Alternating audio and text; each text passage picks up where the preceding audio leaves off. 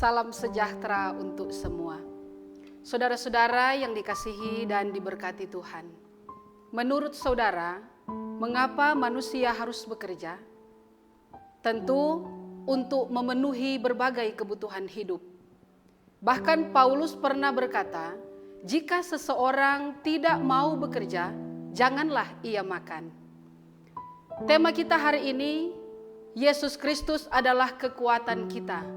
Melalui bacaan Alkitab Filipi 4 ayat 19, Allahku akan memenuhi segala keperluanmu menurut kekayaan dan kemuliaannya dalam Kristus Yesus. Saudara-saudara yang dikasihi Tuhan, ayat ini adalah salah satu ayat favorit umat Kristen.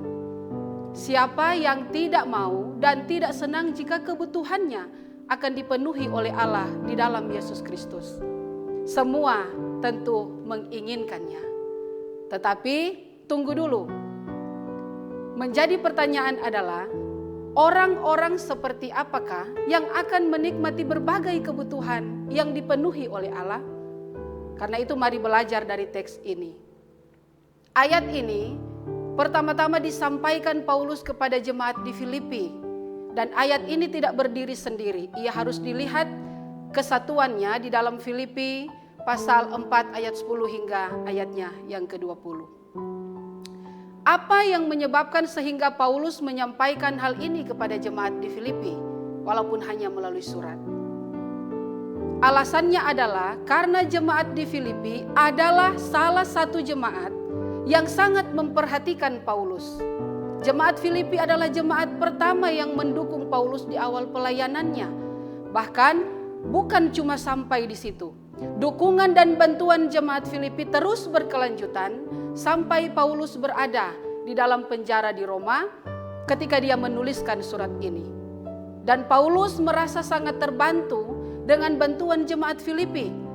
Tetapi ia mau menekankan bahwa bukan pemberian atau bantuan jemaat yang penting, tetapi yang lebih penting adalah buah dari pemberian jemaat tersebut.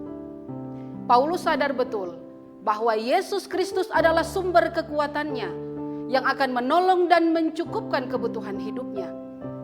Tetapi ia juga mau bersyukur karena ia menyadari pemberian jemaat menolongnya dan membantu dia dalam upaya perluasan pekabaran Injil.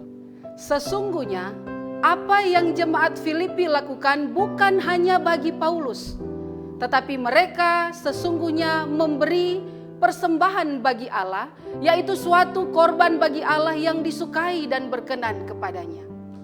Inilah mengapa Paulus menuliskan ayat 19 ini kepada jemaat di Filipi sebagai kata-kata berkat bagi mereka.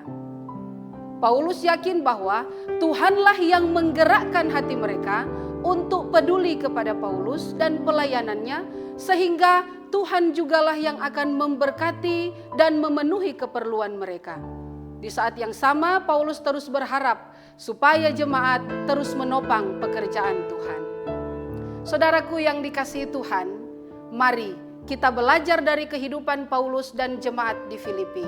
Setia melayani Tuhan, tidak gentar dengan setiap ujian kehidupan, tidak khawatir terhadap apapun, dan tidak takut kekurangan. Dalam keadaan terpenjara sekalipun, tetap semangat untuk melayani Tuhan. Ketika kita mau memberi dan menabur bagi pekerjaan Tuhan, bekerja dan melayani Tuhan, maka Tuhan juga yang akan memenuhi setiap kebutuhan kita menurut kekayaan dan kemuliaannya. Orang-orang seperti inilah yang akan menikmati pemenuhan berbagai kebutuhan hidup dari Allah. Tuhan Yesus Kristus yang adalah kekuatan bagi Paulus, ia juga adalah kekuatan bagi saudara dan saya dalam mengerjakan tanggung jawab pelayanan di masa kini. Jangan mudah menyerah terhadap sesuatu yang kita lakukan di dalam dan untuk Tuhan. Karena orang yang mudah menyerah tidak akan pernah menang. Tuhan akan memberi kekuatan yang cukup bagi saya dan saudara untuk bertahan dalam segala situasi. Karena itu, mari kita melihat pelayanan kita sebagai anugerah dan kemurahan Tuhan. sehingga kita tidak akan pernah tawar hati setiap menghadapi ujian dan tidak akan menjadi sombong ketika meraih keberhasilan dalam pelayanan dan dalam hidup. Ingat, Tuhan Yesus Kristus pemilik hidup dan pelayanan. Ia adalah kekuatan kita. Tuhan memberkati. Amin.